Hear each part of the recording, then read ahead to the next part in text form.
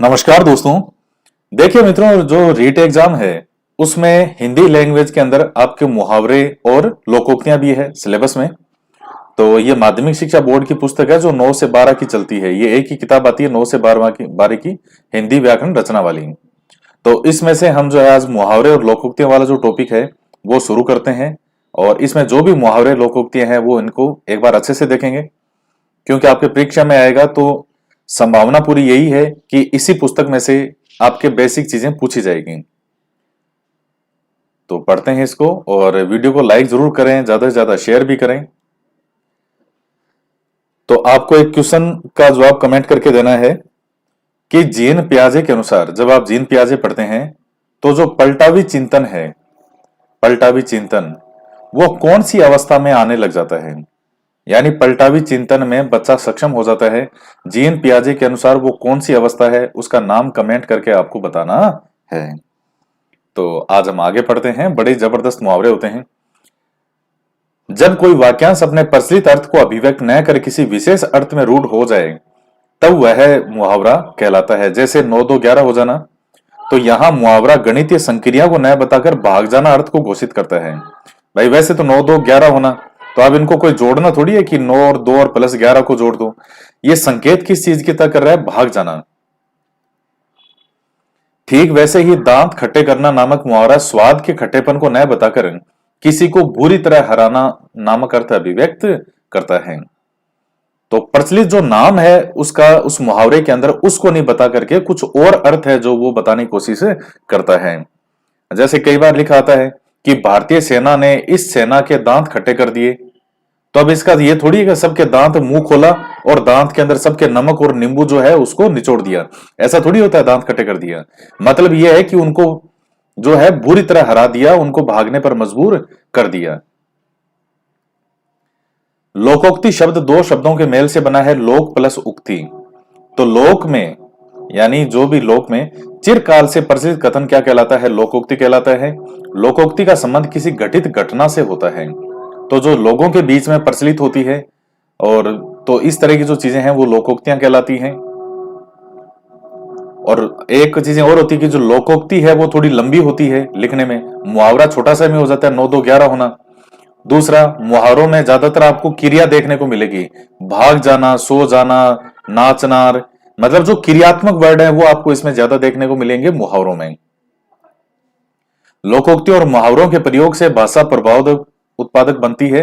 लोकोक्ति को कहावत के नाम से भी जाना जाता है। भाई कहावत आते हैं, लोकोक्ति, कई बार आप कहते हो कहावतें सुनते हो, लोकोक्ति कहावत वो एक ही चीज है। तो ये मेन बेसिक डिफरेंस होता है मुहावरे और लोकोक्तियों में। बाकी डिफरेंस इन्होंने और बता रखा है कि मुहावरा जो है वो एक वाक्य का अंश टाइप होता है, जबकि लोकोक्ति अपने आप में पूर्ण होती है। तो मैंने आपको बताया था कि मुहावरा थोड़ा देखने में छोटा लगेगा, जबकि लोकोक्ति एक लंबी लाइन सी होती है, अपने आप में पूरा वाक्य के रूप में आपको नजर आएगा। बस ये मेन तो डिफरेंस यही है, बाकी ये छोटी मोटी चीजें हैं। तो अब हम जो है वो मुहावरे शुरू करते हैं, क्योंकि आपसे वही पूछेगा कि मुहावरे का अर्थ क्या है या लोकोक्ति का क्या होता है। तो हम डायरेक्ट अब वहीं चलते हैं। तो ये मुहावरे हैं, शुरू कर रहे हैं। और आपको कितने आते हैं इसमें से ये कमेंट करके आप जरूर बताइएगा। सबसे पहला है अंक भरना। तो अंक भरना का क्या होता है? गले लगाना। अंक भरना का मतलब है स्नेह पूर्वक गले मिलना, गले लगाना। अंग अंग ढीला होना, बहुत थक जाना। जैसे आप नॉर्मली कहते हो भी हो कि आज तो मेरा सारा शरीर टूट रहा है, सुबह से शाम तक आपने काम किया, तो शाम तक होते होते कह देते हो भाई आज तो मेरा अंग अंग ढीला हो रहा है। तो इसका मतलब क्या है? अब इसका मतलब ढीला का मतलब क्या है? यहाँ पे बहुत ज्यादा थक जाना। अंगारे उगलना, तो अंगारे उगलने का मतलब यह नहीं है कि मुंह से कुछ उसके अंगारे निकल रहे हैं। इसका मतलब है क्रोध में कटु वचन कहना। तो क्रोध जब व्यक्ति को आता है तब वो जो कड़वी वचन है वो बोल देता है, उसी को कहते हैं अंगारे उगलना, कि आज तो आपके मुंह से अंगारे उगल रहे हैं। अंधा बनना, अंधा बनने का मतलब है कि जानते हुए भी ध्यान न देना। जो भी चीजें सामने घटित हो रही है उसको जानते हुए भी अनजान बनना, बिल्कुल कि जैसे कि कुछ हो ही नहीं रहा है। तो अंधे बनने का मतलब होता है जानते हुए भी उस विषय पर ध्यान ना देना, उसके बारे में कुछ भी ना कहना। अंधे की लाठी होना, तो अंधे की लाठी का मतलब क्या होता है? एकमात्र सहारा। जैसे बुजुर्ग माता पिता होते हैं तो उनकी एकमात्र लाठी कौन होता है? तो वो उनका संतान होती है, जो भी उनकी संतान हो। जैसे श्रवण कुमार का नाम आता है, तो अपने अंधे माता पिता की इकलौती इकलौती लाठी था वो, यानी इकलौता सहारा था। अंधेर खाता होना, खाता का मतलब होता है हिसाब सही नहीं होना, खाता वगैरह में लिखते हैं हिसाब, तो सही हिसाब ना होना। अक्ल का दुश्मन होना, मूर्ख होना, तो ये तो सबसे ज्यादा होता है। किसी भी विषय पर ढंग से सोचना विचार करना नहीं, कुछ नहीं, अक्ल का दुश्मन, तो उसको कौन है, मतलब है इसका मूर्ख होना। कहते हैं कि ये अक्ल का दुश्मन है ये तो।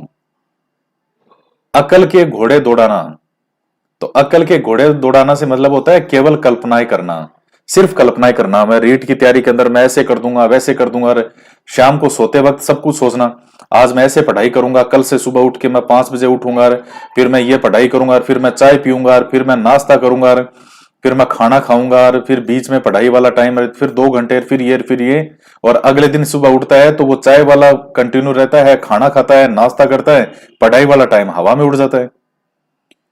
तो केवल कल्पनाएं करना आवश्यक है, लेकिन उस कल्पनाओं को सही रूप से एग्जीक्यूट भी किया जाए। तो केवल कल्पनाएं करना, अक्ल के घोड़े दौड़ाना। तो जैसे मैं कई बार कह सकता हूं आपको कि आप में से अधिकतर विद्यार्थी हैं वो केवल अक्ल के घोड़े दौड़ाते हैं, यानी केवल कल्पनाएं करते हैं, हम ऐसे पढ़ेंगे वैसे पढ़ेंगे, लेकिन अगले दिन फिर वही सुबह 7, 8, 9, 10 बजे जाके उठते हैं। अक्ल के पीछे लठ लिए घूमना, तो ये ए आ नाम से शुरू में आ रहे हैं, अभी सब ए वाले हैं। अक्ल के पीछे लठ लिए घूमना, वही बुद्धि के विरुद्ध कार्य करना। कि कहते हैं ना कि ये तो अकल के पीछे लठ लिए हुए घूम रहा है, तो वो है बुद्धि विरुद्ध कार्य करना। तो इनको किसी सेंटेंस में प्रयोग किया जा सकता है, इन मुहावरों को। कई बार आता भी है, जैसे आरएस मेंस का एग्जाम होता है, आरएस मेंस में आता है कि इस मुहावरे को किसी पूर्ण वाक्य में प्रयोग करें, तो फिर आपके माइंड में वो वाक्य भी आना चाहिए। हालांकि वो उतना आपके नहीं है, आपको तो केवल अर्थ पता है तो बहुत है। अगर मगर करना, तो बहाने बनाना। तो जब से रीट एग्जाम की डेट आई है, जब से रीट एग्जाम की दिनांक आई है, रामलाल जो है वो तब से पढ़ाई के लिए अगर मगर कर रहा है। तो यानी जब से रीट एग्जाम आई है तब से वो बहाने बना रहा है। तो अगर मगर का मतलब होता है बहाने बनाना। उसके बाद में आता है अड़ियल टट्टू होना। तो अड़ियल टट्टू आपको कई बार जो है आपके माता पिता ने बोला भी होगा, ये तो अड़ियल टट्टू की तरह है, कुछ कह देते हैं तो समझता है नहीं, बस वो एक इसने वो बात पकड़ रखी है, उसको कहते हैं जिद्दी होना। अड़ियल टट्टू का मतलब, जैसे टट्टू होता है ना, टट्टू आपने देखा तो होगा, टट्टू जो है वो एक बार अड़ गया कि मैं यहां से हिलूंगा नहीं, मैं आप चाहे कितना ही जोर लगा लो वो नहीं हिलेगा, तो नहीं हिलेगा वो, उसको कहते। तो इससे निकल गई ये मुहावरा जिद्दी होना। अपना उल्लू सीधा करना, अपना स्वार्थ सीधा करना, सिद्ध करना। तो आजकल जो है वो व्यक्ति जो है अपना उल्लू सीधा करने में लगे रहते हैं, यानी कि अपना स्वार्थ है वो सिद्ध हो जाए, बाकी से कोई अर्थ नहीं। अपना सा मुंह लेकर रह जाना, यानी किसी अकृत कार्य के कारण लज्जित होना, तो वो किस में आता है, इसके अंतर्गत आता है। तो किसी गलत कार्य के कारण, जो नहीं करना चाहिए उसके कारण लज्जित होना, तो कहते हैं कि अपना सा मुंह लेकर रह जाना। अपनी खिचड़ी अलग पकाना, साथ मिलकर न रहना, अलग रहना। तो कई कहते हैं नहीं कि भाई अपना अलग ही कोई बात कर रहे हैं, अलग ही चीज कर रहे हैं, तो उसको कहते हैं कि अपनी खिचड़ी अलग पकाना, यानी साथ मिलकर न रहना, अलग रहना। अपने तक रहना, अपने तक रखना, अपने तक रखना का मतलब है किसी दूसरे से न कहना। अपने पैरों पर कुल्हाड़ी मारना, तो अपने पैर पर कुल्हाड़ी का मतलब होता है अपना नुकसान स्वयं करना। जैसे आप मान लीजिए कई बार आपको बताते हैं कि इस तरह से पढ़ो, ये चीजों को फॉलो करो, और अगर आप वो नहीं करते तो आप क्या कर रहे हो, अपने पांव पे कुल्हाड़ी मार रहे हो, वो आपके लिए ही नुकसानदायक है। अपने मुंह मियां मिट्ठू बनना, अपनी प्रशंसा स्वयं करना। तो कई बार जैसे कुछ मान लीजिए व्यक्तियों के अंदर ये चीज आ जाती है कि बस मेरे जैसा तो कोई दुनिया में है ही नहीं, मैंने जो कह दिया वही फाइनल है, और ना मेरे जैसा कोई हुआ है और ना मेरे जैसा कोई होगा। अपने मुंह में ही मिट्ठू बनना, और तारीफ करे ना करे, बस स्वयं की हमेशा तारीफ करते रहना। कई बार कुछ लोगों में आप ये चीज देखते भी हो, ये होता भी है कि वो केवल जो है वो बार बार अपनी ही तारीफ करते हैं, तो उसको कहते हैं अपने मुंह मियां मिट्ठू बनना। इसके बाद है आंखें खुलना। तो इसका मतलब होता है सजग या सावधान होना। कई बार कहते हैं कि मेरी तो आंखें खुल गई, तो उसको क्या होता है, सजग होना या सावधान होना। कई बार जैसे मान लो मैंने वीडियो अपलोड किया कोई, और उसमें कई महत्वपूर्ण बातें बताई कि इस तरह से तैयारी करो, तो सामने से विद्यार्थी कहेगा सर आपने तो मेरी आंखें खोल दी। अब इसका मतलब ये थोड़ी है मैंने उसकी आंखें, दोनों आंखें अपने सामने ला करके पकड़ के और एक ऊपर कर दी एक नीचे कर दी, का देख खोल दी तेरी आंखें। इसका मतलब ये नहीं होता। आंखें खुलना तो किस रूप में प्रयोग हो रहा है, सजग या सावधान होना। आंखें चार होना यानी आमना सामना होना। ये जो शेरो शायरियां होती है, ये जो थोड़ी कौन सी लव टाइप वाली, हम उनसे क्या मिले हमारी आंखें चार हुई, तो इस तरह से ये कुछ वहां ज्यादातर ये आंखें चार होना का प्रयोग करते हैं, आमना सामना होना। नेक्स्ट पॉइंट है आंखें चुराना यानी नजर बचाना। तो आंखें चुराना का मतलब होता है नजर बचाना, यानी जो किसी के ध्यान में नहीं आना।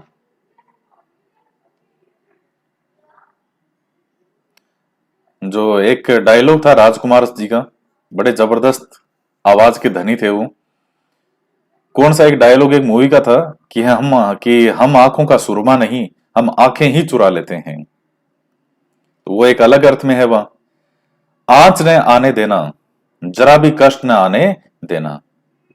तो आंच का मतलब होता है बिल्कुल भी कष्ट नहीं आने देना। आंखों में खून उतरना, अत्यधिक क्रोध करना। सनी देओल जो है वो, तो सनी देओल के जितने भी फिल्में हैं आप देख लीजिएगा, हमेशा सनी देओल की आंखों में खून दिखाई देगा। कात्यार, वो बलवंत राय, वो हमेशा दिमाग में आंखों में खून उतराना यानी अत्यधिक क्रोध करना। वो डायलॉग है ना, वो कौन सी फिल्म है कात्या वाली, वो घातक है कौन सी वो, उठा उठा के पटकूंगा, सातों को 7 बार मारूंगा, गाड़ दूंगा, फाड़ दूंगा, जिंदा जला दूंगा। आंखों में धूल झोंकना, इसका मतलब होता है धोखा देना। तो देखिए आंखों से कितने मुहावरे बने हुए हैं। आंखों में धूल झोंकना, इसका मतलब होता है धोखा देना। फिर आता है आंखों का तारा, मतलब अत्यंत प्यारा। कहते हैं ना कि ये तो मेरी आंखों का तारा है, तो उसका मतलब होता है अत्यंत प्यारा है।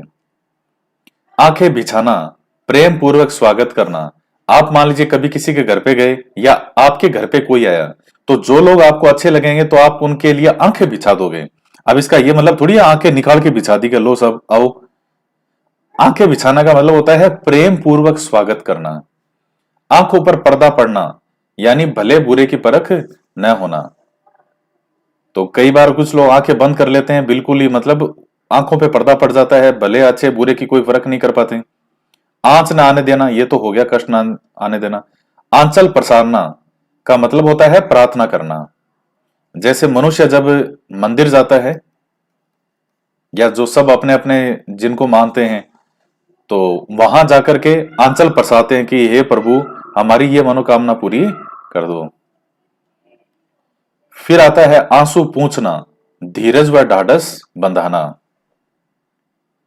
तो मान लीजिए आपके सामने कई बार रोता है कोई, या आपके भी कभी आंसू आते हैं, तो आपका भी दिल चाहता होगा कि आपको कोई धीरज बताए कि बेटा कोई बात नहीं, हिम्मत रखो। सिलेक्शन मान लो कभी नहीं भी हुआ, रीट में किसी ने एग्जाम दिया नहीं हुआ, तो कोई रोए तो उसको हिम्मत बंधाने का, नहीं कोई बात नहीं, ये कोई जीवन का पहला एग्जाम नहीं है, और केवल एक ही एग्जाम, और ये कोई चीजें डिसाइड नहीं करती कि असफलता को। देखिए लोगों की सामान्यतः धारणा क्या होती है कि अगर किसी एग्जाम में किसी का सिलेक्शन नहीं हुआ, तो वो बड़े खुश होते हैं, जो दूसरे लोग जो होते हैं जानकार होंगे कि अच्छा अच्छा, अरे वाह नहीं हुआ नहीं हुआ इसका। मन से कोई ये नहीं कहेगा कि बेटा कोई बात नहीं तैयारी की। सब जानबूझ के पूछेंगे उसको, जिसका सिलेक्शन नहीं होगा उसको तो जानबूझ के पूछेंगे कि क्या हुआ रिजल्ट का। और जब सिलेक्शन हो जाता है, तो सारे कोप भवन में जो आपके जो भी रिश्तेदार हैं, सब जानकार कोप भवन में ऐसे चले जाएंगे जैसे कौन चला गया हो, कोई रूठी रानी चली गई हो। तो अपने आप को मजबूत बनाना सीखें।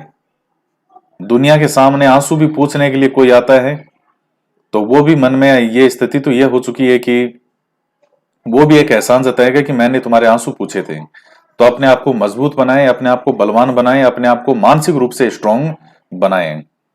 आंधी के आम होना, तो आंधी के आम में धड़ाधड़ गिरते हैं यानी सस्ती चीजें। आंधी के आम होना, आकाश के तारे तोड़ना, असंभव कार्य को अंजाम देना।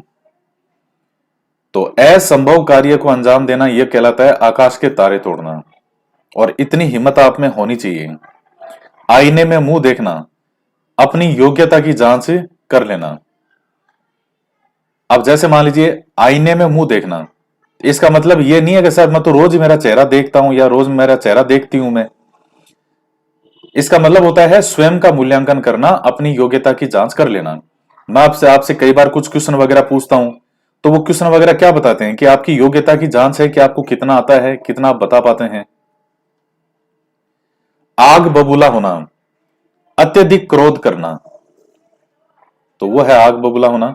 आग में घी डालना, क्रोध को बढ़ाने का कार्य करना।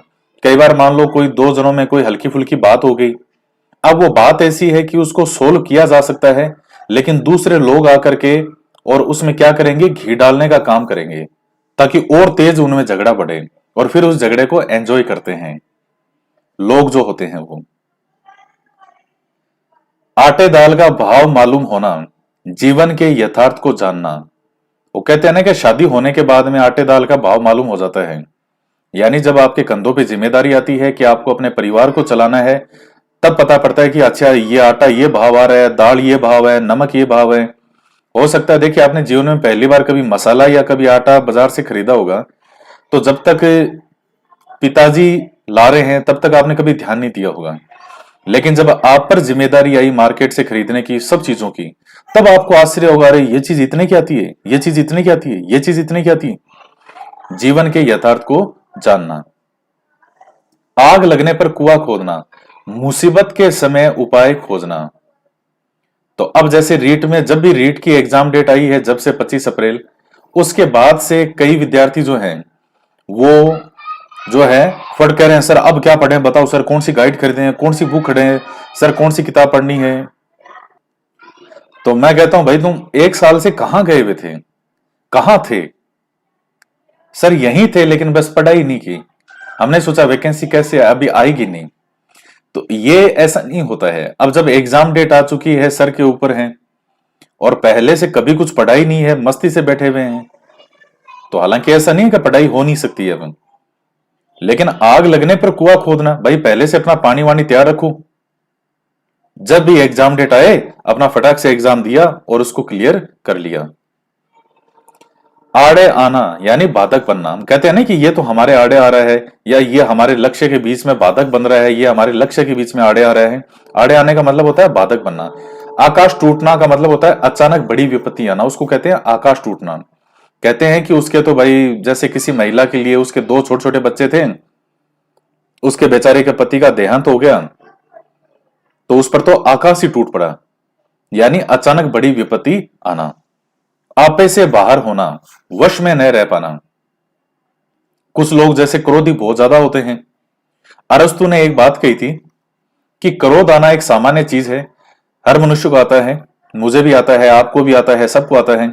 लेकिन उस क्रोध का कहां और किस स्थान पर प्रयोग करना है, यह केवल कुछ ही के गिने चुने व्यक्ति होते हैं जिनमें यह चीज आ पाती है। भाई क्रोध तो सभी करेगा, कोई कुत्ता भी लेटा हुआ है, आप उसके पत्थर मार के देख लो, वाव वाव करके आपको ना काट ले तो देख लेना वापस। क्रोध तो सबको आता है, लेकिन मनुष्य अपने क्रोध का कहां किस स्थान पर प्रयोग करता है, तो वो होता है सही तरीके से क्रोध का प्रयोग करना। जब महात्मा गांधी जी को ट्रेन से बाहर फेंक दिया था, तो कि तुम क्या हो, काले हो, भारतीयों को ये अंग्रेज क्या कहते थे, काले ही मानते थे। और आपके पास पैसे हैं, फर्स्ट क्लास का टिकट है, फिर भी आप रंग भेद के आधार पर आपको बाहर निकाल के फेंक दिया। जब गांधी जी को ट्रेन पे फेंका, तो पहली बात तो है कि खुद का ये भ्रम दूर हो गया कि भैया आपके पास पैसे हो फिर भी ये देख लो ये अंग्रेज ऐसे ही रहेंगे। खुद पर चोट आई, और उसके बाद में क्रोध गांधी जी को वहां भी आया था, निश्चित रूप से आया होगा, लेकिन उन्होंने आपस में किसी को मारने पीटने के लिए नहीं उठे। वो उन्होंने कहा कि अब तो तुम्हारी लंका पूरी लगाऊंगा मैं तो वापस भारत जा रहा हूं और वहां जाके देखो मैं क्या करता हूं। तो 9 जनवरी 1915 को गांधी जी भारत आते हैं। फिर वो धीरे धीरे एक साल तक पूरे भारत का भ्रमण किया, उन्होंने समझा। उसके बाद में उन्होंने स्टेप बाय स्टेप अपने आंदोलन चलाना शुरू किया। तो यह होता है कि क्रोध को वश में रखना। फिर है आसमान सिर पर उठाना, अत्यधिक शोर करना। तो फिर आता है आठ आठ आंसू रोना, बुरी तरह रोना या पछताना, यानी अड़ा अड़ा के रोना। जो मैं कहता हूं ना कई बार कि मेरी बात को अगर ढंग से नहीं फॉलो किया, पढ़ाई नहीं की, तो अड़ा अड़ा के रोना पड़ेगा। वो यही है अड़ा अड़ा के रोना, आठ आठ आंसू रोना। होए रे मावड़ी रे, मैं पढ़िया कोनी रे, होए रे। फिर अल्डा अल्डा के चाहे कितना ही पिपाट करते रहना, एक बार वैकेंसी निकल गई तो वो निकल गई वो। और जिसका मेरा ये मानना है कि चलो सिलेक्शन होना या नहीं होना तो फाइनली एक ईश्वर के हाथ में है कि आपको कर्म का फल कब देना है। लेकिन कर्म करना तो आपके हाथ में है कि आप कर्म कितना करते हो। अब कोई बिल्कुल ही नहीं पढ़ाई करे, मान लीजिए कट ऑफ जाती है 75%, और मान लो किसी के 70% आ गए, सिलेक्शन तो नहीं हुआ, लेकिन ये तो प्रूव है ना कि उसने मेहनत की थी। हो सकता है कहीं दूसरी अच्छी जगह और सिलेक्शन हो, लेकिन कट ऑफ 75 जा रही है और नंबर आ रहे हैं 30%। तो क्या आप ये कहने की स्थिति में हो क्या कि हमने मेहनत की थी। और सबसे ज्यादा जो दोष देने वाले होते हैं दूसरों को, ये 25-30% वाले होते हैं जो कभी मेहनत नहीं करते। इतना तो आप अगर कुछ भी नहीं पढ़ोगे तो भी आ जाएंगे इतने नंबर। तो आस्तीन का सांप होना, कपटी मित्र होना, तो ये बड़ी खतरनाक चीज है। आपके साथ जो है वो सच में आपके मित्र हैं या आपके शत्रु हैं, ये आपको परख करनी होगी कि कहीं वो आस्तीन का सांप तो नहीं जो आपके साथ रह करके आपका कोई नुकसान करना चाहता हो। इति श्री होना, यानी अंत या समाप्त होना, इधर उधर की हाँकना, व्यर्थ की बातें करना। अब इसके अंदर लोग नंबर 1 होते हैं, उनके एक ही काम होता है, सारे दिन इधर उधर की हाँकते रहते हैं, मतलब पूरे में जो व्यर्थ बातें करते रहते हैं। ईंट का जवाब पत्थर से देना तो करारा जवाब देना, तो ईंट का जवाब पत्थर से, तो इसका मतलब ये नहीं है कि सामने वाले ने ईंट मारी तो मैं तेरे पत्थर मारूंगा। ये मुहावरा है जिसका अर्थ है करारा जवाब देना। इसके बाद में आता है ईंट से ईंट बजाना, का मतलब होता है कड़ा मुकाबला करना। ईद का चांद बहुत दिनों बाद दिखना, कहते भी हैं कोई व्यक्ति कई बार बहुत दिनों बाद दिखा, आप कहते हो अरे भाई तुम तो ईद का चांद हो गए, तो उसका मतलब होता है बहुत दिनों बाद दिखाई देना। इशारों पर नचाना, किसी को अपनी इच्छानुसार चलाना, तो यह होता है इशारों पर नचाना। उंगली उठाना, निंदा करना या आरोप लगाना।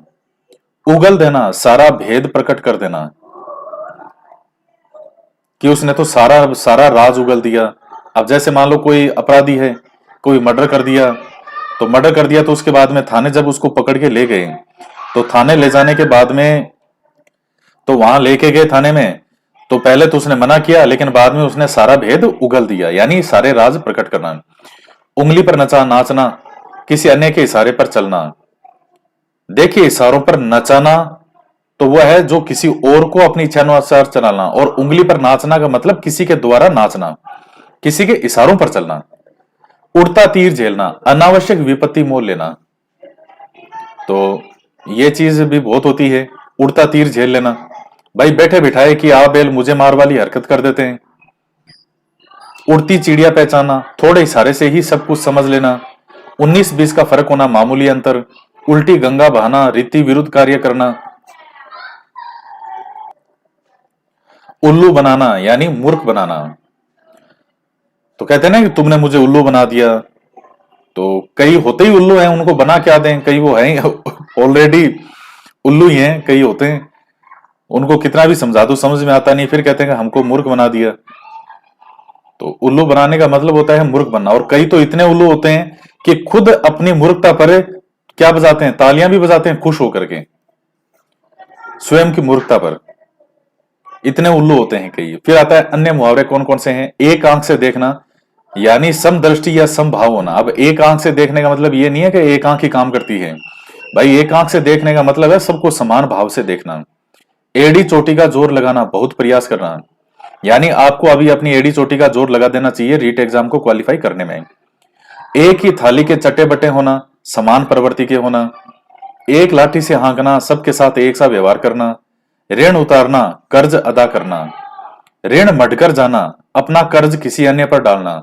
जैसे मान लीजिए किसी व्यक्ति ने किसी सेठ से कोई ऋण लिया, बाद में उस व्यक्ति की मृत्यु हो गई और अपने बेटे को मरते हुए कह गया बेटा मेरा कर्ज अब तू ही उतारना, वो होता है ऋण मटकर जाना। एक और एक 11 होना, यानी संगठन में शक्ति होना। एक और एक 11 एक मूवी भी आई थी गोविंदा और संजय दत्त की।